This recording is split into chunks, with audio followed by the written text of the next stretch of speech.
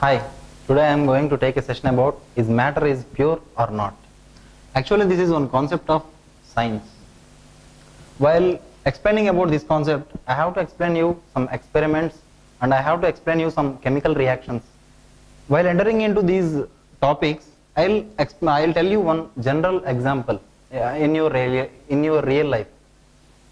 Daily, your parents are buying some food materials like milk packets and ghee packets like this.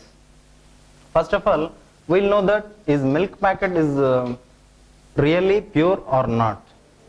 Actually, the manufacturers of that milk packet will write on that packet as 100% pure, and ghee packets also they will write as 100% pure ghee. According to a man, actually the written as milk packet, on that milk packet they have the manufacturers are written as pure. According to the man, actually it is a pure. Why? Because for example, consider ghee packet. Okay, ghee packet contains only ghee, but it not contains any impurities like oils. If they mix the ghee with oils, then it is not pure. According to man, the ghee packet which is named as 100% ghee is pure, and according to man, a milk packet is 100% pure milk. But according to a scientist, it is not pure. Why? Because milk packet contains milk contains three types of substances like fats. It contains fats, and it contains milk, and it contains proteins, and it also contains some water. These are the three things which are present in milk. So according to scientists, this milk is not pure. Why? Because it contains three different types of substances like fats, proteins and water. Maybe ghee also contains with some water, some oils, and it is the combination of water, oil and fats and all these things. So according to a human being, means according to a man, milk which is written as pure milk is pure according to a man, but according to a scientist it is not pure. Why? Because I told you the reason. Now all substances around us are impurities, means there are so many substances around us. All food materials, for example, take food materials, all these food materials are the mixtures only. For example, mixture is nothing but a combination of different types of particles. Like consider sugar water. Sugar water contains sugar and water. We are mixing sugar and water. So sugar water is not, actually it is one substance. Okay, and that substance contains two different types of particles, means sugar and water. Water is different form and sugar is different form. Now I'll tell you some examples related to the mixtures. Take NaCl and water, salt water. What this salt water contains? Actually it contains some salt, some water. It is our general definition. But according to science, salt water contains the combination of both NaCl and H2O. NaCl is the salt here and H2O is the water. By combining these two, NaCl and H2O, we are getting this salt water. Generally we can say salt water is nothing but the mixture of salt and water. But according to these chemical reactions, salt water is nothing but the combination of NaCl and H2O. So we can say that each and every maximum, not each and every, maximum of our our materials, our food items, and any things, any solids, any all these things are the combination of two or more substances. Here NaCl and H2O, two substances. We are mixing these two substances and we are getting salt water. So according to a particular scientist, nothing is purity in our world. Like so many things in our world are not pure. Why? Because they contain both different types of two or more subcompounds. Okay. Now I'll tell you one experiment. Experiment is not just like you have to do it. For example, your class contains some X number of students. Okay, your class contains X number of students. I don't know the exact digit of your class. I am assigning you one concept. Just divide this class as A and B. Okay, means some half of the members are grouped into A category and half of your class grouped into B category. Now I'll tell you how to do this experiment. Just take a test tube. It is a test tube. For testing a solution, we are using this test tube here. And class A, what class A will do here?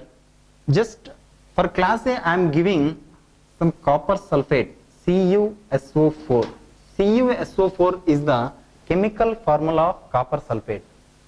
I am taking this copper sulfate as one solvent and I am adding this copper sulfate to some amount of water, H2O. H2O is the chemical formula for water. What I am doing here is just this class A. I am telling to class A, means the one part of your class will do CuSO4 and H2O. Combine CuSO4 and H2O mixture. Observe what is happening there. Copper sulfate and water. For class B, means the part B, which is half of your class, I am assigning this part B to take copper sulfate, means they can take some more amount of copper sulfate. Here I am taking 2 of copper sulfate, CuSO4, it is copper sulfate, and for this I am adding some water, H2O, and for class B, means the subpart of this class B, for B I am giving one more solvent here. What is it? For example, I am giving NaCl. Okay. Now the students who will come under this A will do this experiment, means they will take some copper sulfate pieces, means some copper sulfate crystals, and they will add these copper sulfate crystals to water in this test tube. For example, I am taking this copper sulfate crystals, some copper sulfate crystals, and I am adding some amount of water in this. This is water and these are copper sulfate crystals. Just this is the experiment. This is the experiment I have assigned to class A. This is experiment for class A. And for class B, I am assigning one experiment that in the same sized glass tube, just take some crystals of CuSO4, means some crystals of copper sulfate, or it may be a powder. Okay, take this and mix this copper sulfate with H2O. H2O is nothing but water. We are mixing these copper sulfate crystals with water, and in addition I told them to add this NaCl also. Consider these are the NaCl particles. I am mixing three components here: copper sulfate, water, NaCl. For the subpart of the part B within your class. For part A, I gave you copper sulfate and hydrogen, combination of hydrogen and oxygen. This is means water, copper sulfate and water. Now observe what is happening here. According to the chemical reaction, this copper sulfate and hydrogen will make a chemical reaction and forms some solution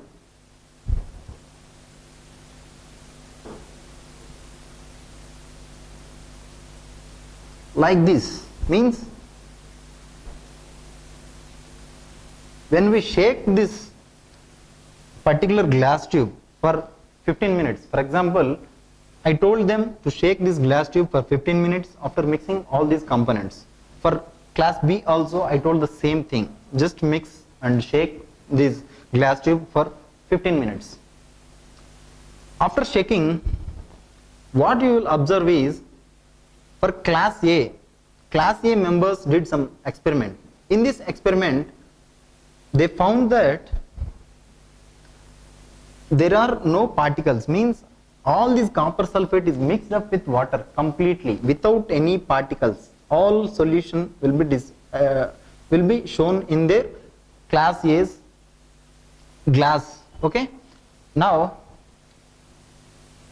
coming to class B, the particles, the copper sulfate and sodium chloride are not form a chemical reaction with water, and the particles in this glass tube are remains same.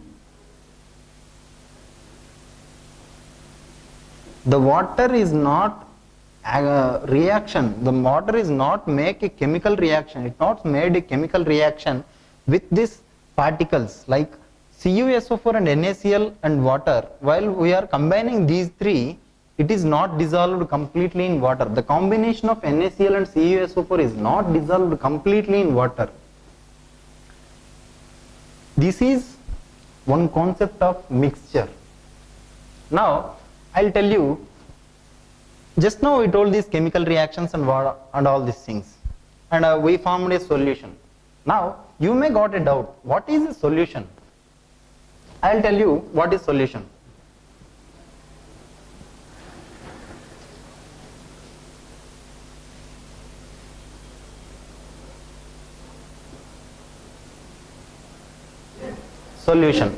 Solution is nothing but a combination of two or more different types of substances. For example, salt water and sugar water, all these are solutions only. Why? Because we are mixing salt with water and it is one type of solution. And for example, in another case, take some amount of sugar and mix up with water, then the particular amount of sugar water, we can call it as a solution. There is a simple formula to understand the concept of solution. That is, solution is equal to solute plus solvent.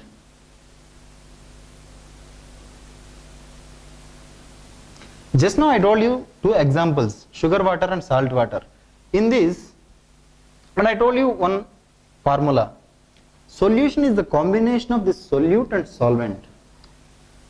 Solvent is nothing but salt, which is solid, which is in the form of crystal, and this solute is nothing but water.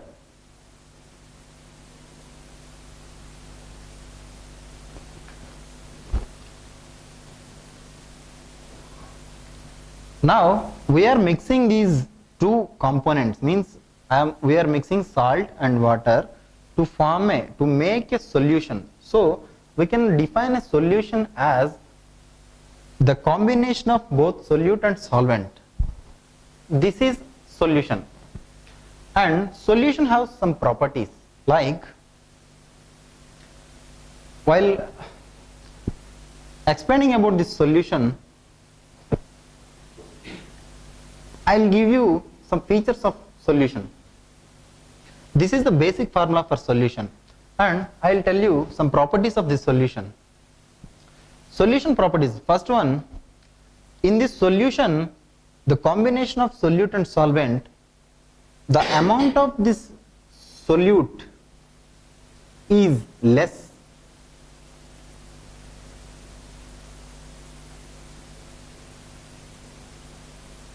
when compared to solvent.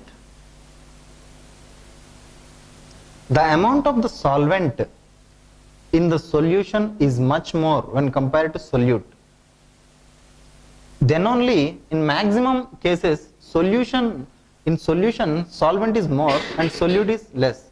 Why? Because solute is water. We are mixing this salt in water, means some amount of salt in water. So, for example, in a glass tube, I am taking just 1 spoon of salt and I am mixing this salt with 50 ml of water. Consider this as a 50 ml of water. Ml is nothing but milliliter. I am taking 50 milliliters of water and I am dissolving this 10 grams of salt with this 50 ml of water.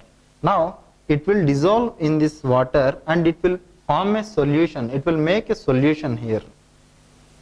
This is the main topic of solution. While mixing, there may be different states. For example,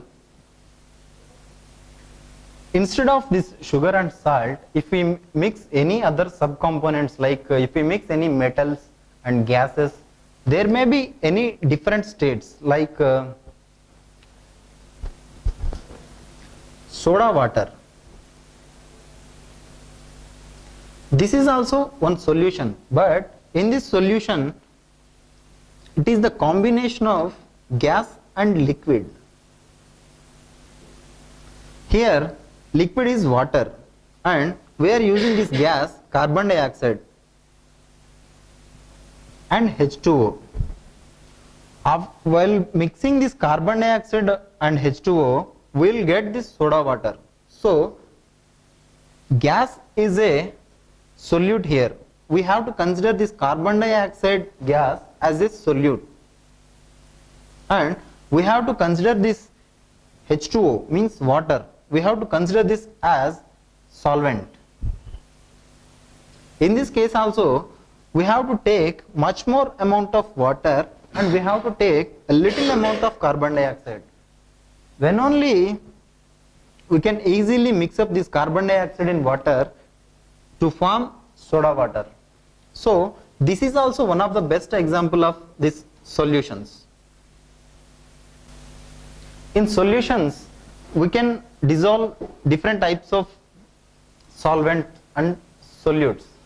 For example, I will take salt and water.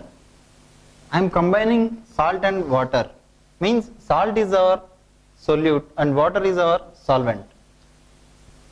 In this, the chemical reaction will be applied and this salt will be dissolved completely in water. This case is okay. Now I am going to dissolve this salt with kerosene, but this reaction won't be possible. Why? Because kerosene is a different type of liquid and in this salt will not be dissolvable. It is very important point in solutions. In kerosene, petrol and other liquids, oils, this salt and sugar will not dissolve. There are so many reasons for this, means they will not form a chemical reaction, salt and kerosene and all these things. Now while going to this, solution is a combination of solute and solvent. In this solution we are mixing so many parts like one solute and one solvent. In this we have different types, like we can mix some solid into water, or we can mix with gas into water. Solid into water. So just now I told you the example for that. Solid into water. Solid, salt or sugar is a solid. I am mixing the salt or sugar to water. This is solid to water. Gas to water is, best example is soda water. Carbon dioxide to water. I am mixing this carbon dioxide with water. Then I'll make a carbon dioxide soda. Okay, carbon dioxide and water. I'll get a soda water. Okay, this is okay. But while mixing some solids with water, there will not be any chemical reactions. For example, I'll take the concept of alloys.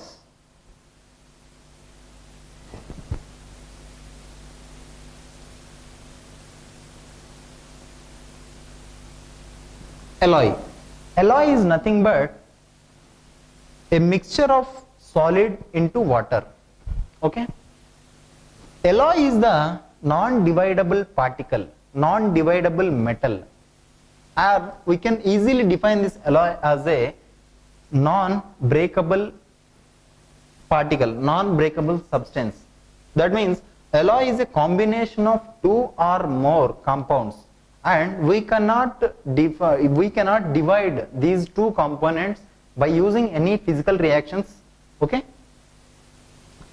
Maybe we can divide these alloy by using the chemical reactions, but we cannot divide the particles present in alloy. For example,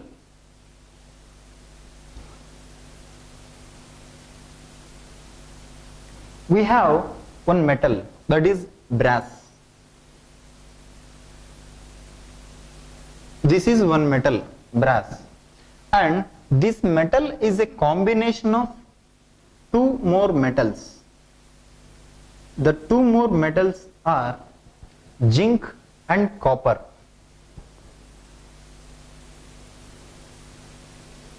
Zinc and copper.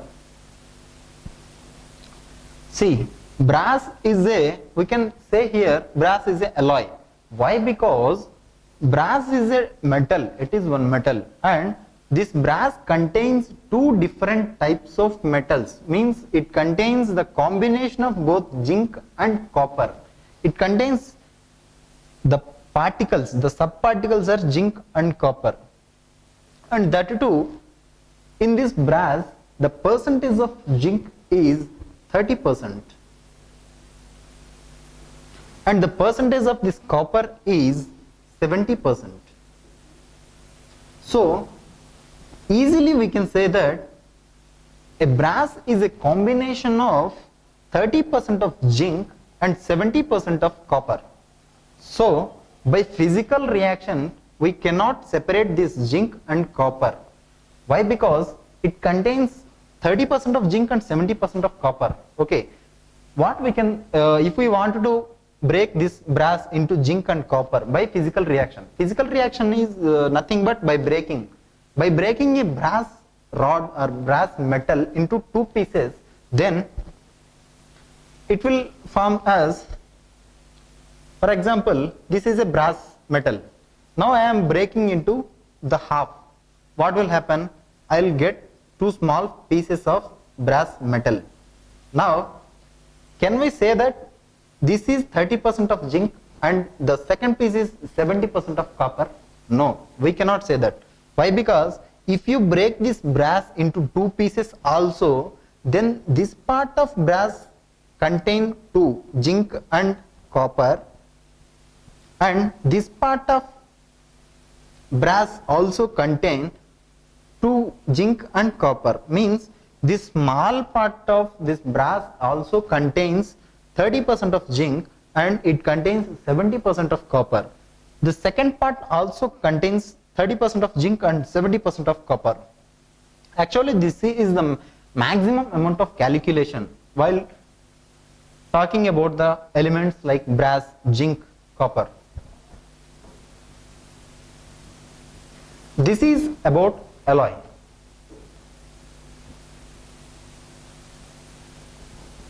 Now I'll tell you some more concepts in this, the matter around us is pure or not. For this, now just now I told you about a solution. Solution is a combination of solute and solvent, and I told you some properties of solutions. Properties of solutions are, a solution is a homogeneous or heterogeneous.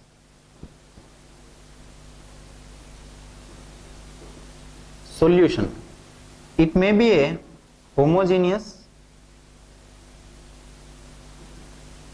or it may be a heterogeneous.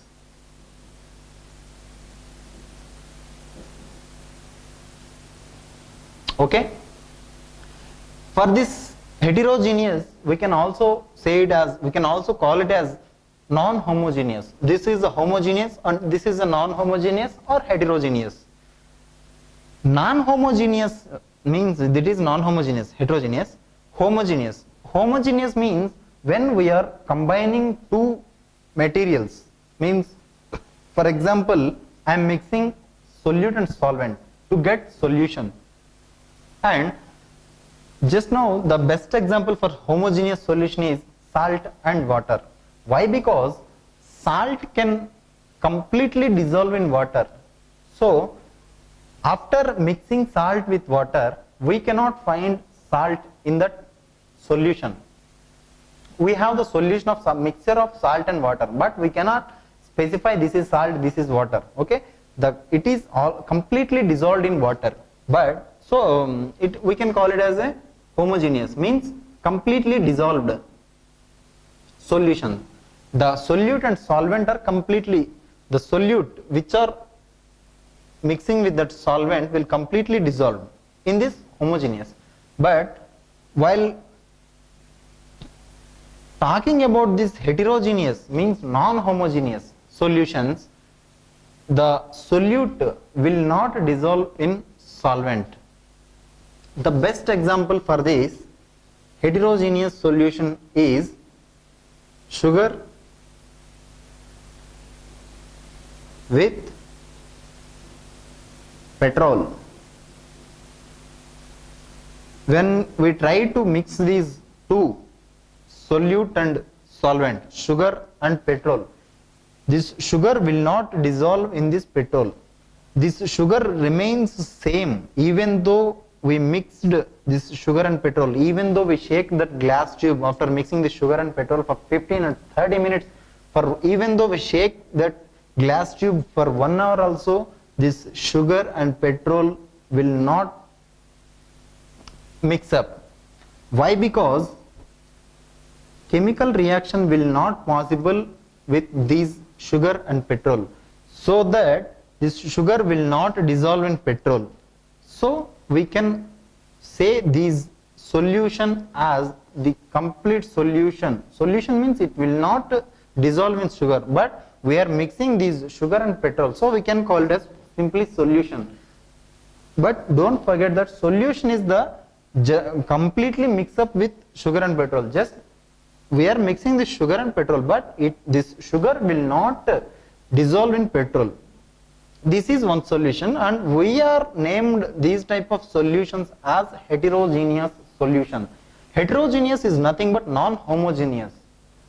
This is topic about homogeneous solution and heterogeneous solution.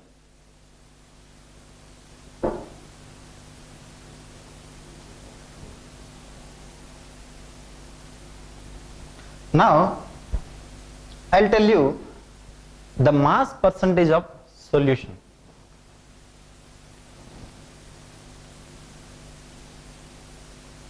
Mass percentage of solution.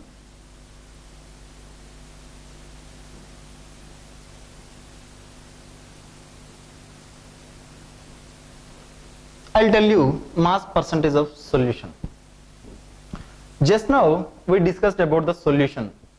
There are two types of solutions: homogeneous solutions, heterogeneous solutions, and I told you some examples of solutions. Means I mixed up solvent and solute, and I formed solution. Now I want what is the mass percentage of a solution. For this we have to know two things. Those are mass of,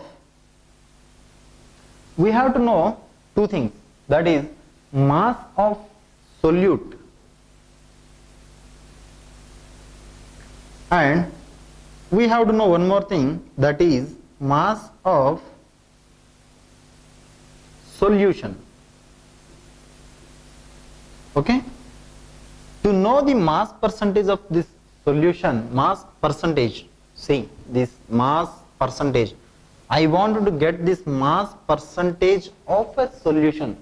For this, to know this mass percentage of this solution, I want these two. These are mass of that solute and I want mass of solution. Okay? Now I'll tell you one small example how to find out the mass percentage of solution. Remember, we want mass of solute and we want mass of solution for this. For example, I am giving a problem to you, example problem. Now I want to dissolve some 20 mg, means not mg, this is 20 grams of sugar, okay, and take 50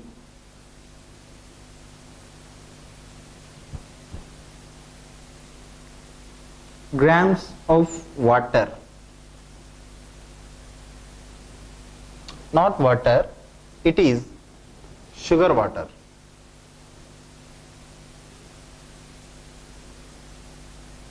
What I am taking here is, for this example problem, I am giving you 20 grams of sugar and I am giving you 50 grams of sugar water. Okay? Now, by using these two values, I wanted to know what is the mass percentage of this solution. What is the mass percentage of this sugar water? I gave you mass of this sugar water and I gave you the mass of this solute, means mass of this sugar. By using these two, I want percentage, means mass percentage of solution. I want mass percentage of solution by using this 20 grams of sugar and 50 grams of sugar water. Just now I told you one formula. To know the mass percentage of this solution, we have to know these two, mass of solute and mass of solution. Now I am applying these two values in our formula. See, what is our formula is, to know the mass of the solution, our formula is mass of that particular solute m. Here I am indicating mass with m, mass. For indicating mass we will use m. This is physics concept. Okay, m, mass of solute by mass of solution. I took this mass of solute and mass of solution and multiply with 100. This is the formula for, see, this is the formula to know the mass percentage of solution.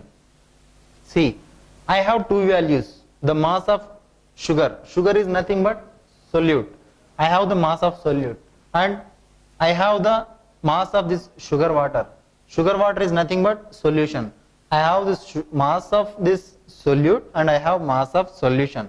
What I have to know? I have to calculate the mass percentage of solution.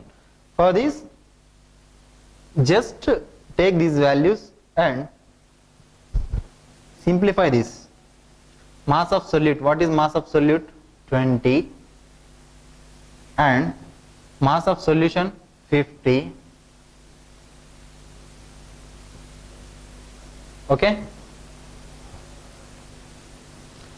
mass of solute by mass of solution 20 by 50 into 100. This value will give the mass percentage of solution. What it will come? 50 twos are 100. So 40. The remaining value is 40. 40% mass percentage of solution is 40%. See, observe the problem carefully. Just in my example problem, I gave you 20 grams of sugar and I gave you 50 grams of sugar water. Means sugar is nothing but a solute and sugar water is nothing but a solution. The formula to know the mass percentage of solution is mass solute, the solute of the mass of that particular solute and the mass of that particular solution, and we have to multiply this value with 100. I substitute these two values in this formula, means mass of solute is 20 and mass of solution is 50, and I am multiplying with 100. 50 twos are 100 and 20 into 2 is equal to 40. So I got 40% mass percent solution, 40 for the mass percent solution. So the solution having 20 grams of sugar and 50 grams of sugar water, that solution's mass percentage of that solution is 40%. Okay.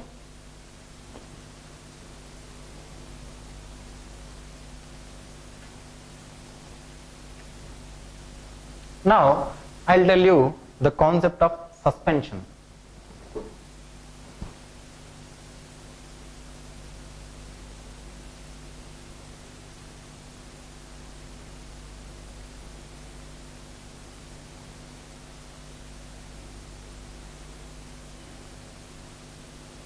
Suspension. Suspension is also one topic of the matter around us is pure. Why? Because suspension is one main concept of solutions. Depends upon the suspension also we'll do mixing of solute and solvent. Suspension is nothing but solids disappear in liquids. For example, I told you one example, best example of solution is salt and water. I am mixing this particular small amount of salt with water. Okay, what is happening here? This salt will completely dissolve in that water. So we can call that procedure as a suspension liquid. We can call that liquid as a suspension liquid. Best example for suspension is salt water. Why we are calling it is a suspension one? The salt, particular amount of salt is dissolving in water. Suspension, how we can define a suspension is solids disappear in liquids while we are dissolving these solids in liquid. Salt is a solid here and I am mixing this solid with water. It is a liquid. When we are mixing these two, means solid and liquid, if this solid is dissolved completely in liquid, that is solid disappear in liquid. After mixing this salt in water, the salt will not appear, means this salt will disappear. So we can call this solution as suspension. Okay, this is concept of suspension. Now I'll tell you the concept of colloidal.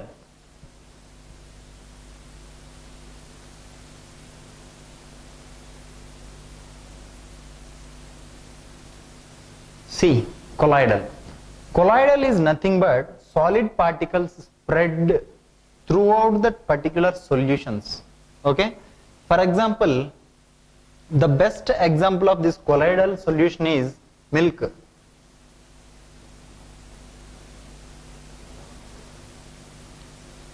When we mix milk and water, what will happen here is the particles which are present in milk will spread in the water milk solution completely. I am taking some amount of milk, means I am taking just 20 ml of milk, and I am mixing this 20 ml of milk with 500 ml of water. Now I am taking a small amount of milk and a large amount of water. What will happen here is I am mixing this 20 ml of milk into 500 ml of water. What will happen here is the particles which are present in this milk, that means milk particles will spread out over complete solution, complete milk water solution. Means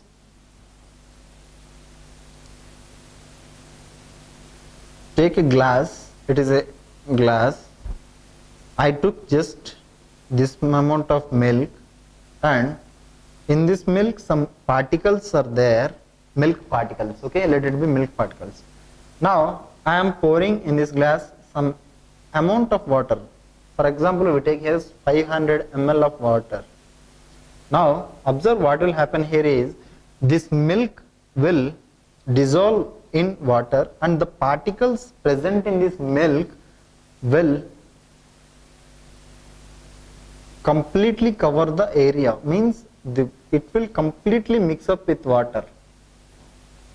Means solid particles spread throughout the complete solution. This process is the process of colloidal. Colloidal is the process of spreading out the particles of that particular solid throughout that complete solution is colloidal.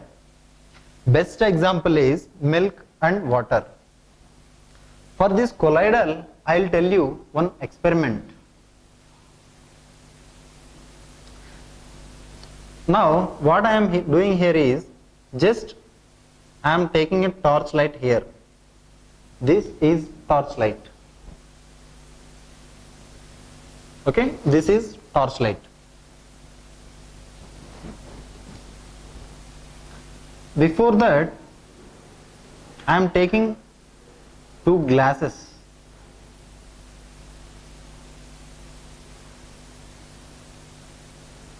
These are the two glasses.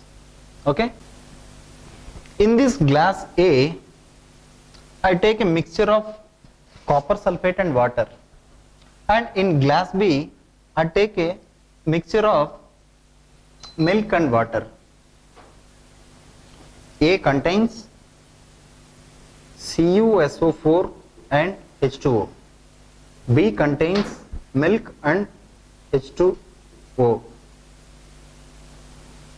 See, now switch on this torch light. On. The light will come from this torch light, and what will you observe here is it will not show Tyndall effect in this glass. Means the light passing, you can't observe this light in this glass A, and in glass B you can clearly observe that the passing of light, means the Tyndall effect is working on this glass B. Why? Because the particles of this copper sulfate are completely dissolved in this water in glass A. So it will pass this light without any effect, means without any Tyndall effect.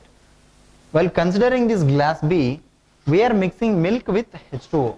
Means here we have milk particles which are spreaded completely throughout this solution. So the milk particles present in this are not completely dissolved in water. So this glass B is showing effect, means Tyndall effect. We can call it as Tyndall effect. This is the best experiment to know that either the completely dissolvable means we are dissolving particular solute in a solvent. We are dissolving copper sulfate in H2O, means we are dissolving copper sulfate in water. So while dissolving copper sulfate in water, the copper sulfate will completely dissolve in water and it will not show any effect in that glass. It will not show the passing of light. It will not show the any source of light in that glass. We can't see. Just we can say that before torching this, before started this torchlight, what is the position of this glass? Means how we can see the visible of glass is like this, and same we are taking the same two glasses, but after oning this torch, what we observe here is the light is not, it is passing from this solution and it is passing from this solution also. We arranged this torchlight like that only, but what is happening here is copper sulfate is completely dissolved in water. So the particles, there are no particles, there are no copper sulfate particles. Why? Because completely dissolved. So it will not stop any light ray here in this glass. It will completely pass this complete light to outside. Means the effect of this light will not change the visibleness of this glass. But in glass B there is some disturbance. Means we can clearly see the light of this torch in glass B. Why? Because we are mixing with milk with hydrogen and oxygen, means it is water H2O, and I am mixing this milk with H2O. Thank you.